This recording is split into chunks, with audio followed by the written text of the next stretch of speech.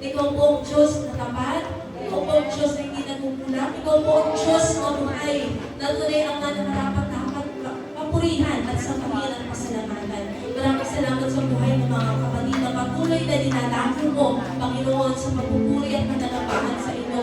Na tunay ang na wala kami ibang tatakbuhan, kundi ikaw lamang, O Diyos, sa lahat ng mga pagsubok, Father God. You are the source of everything, Father God. We thank you na ikaw po ang Diyos na bumukas ng puso ng bawat isa sa amin. At nais namin, Father God, yung calling mo sa amin to be the light, Father God. Maging pag-asa rin para sa iba namin mga kapatid. Sa ang damo mo man kami tinawag, Father God, bilang mga estudyante sa aming mga paaralan, bilang mga anak, naroon ng pagsunod, bilang mga asawa, Father God, naroon, Panginoon, na pagpapasakop at pagtutulungan, Father, bilang mga elderly, Father God. Alam po namin sa lahat ng aspeto, Father God, ay tunay na magagamit mo ang bawat isa sa amin, Father. Maraming salamat that we have Christ, Father God, in the midst of crisis, Father. And we thank you for who you are, Panginoon. Nakita namin ang iyong kapangyarihan, Father God. Your kingdom is not a matter of talk, but of power. Kaya po nakita namin kung gaano ka mabuti, kung gaano ka kadakila,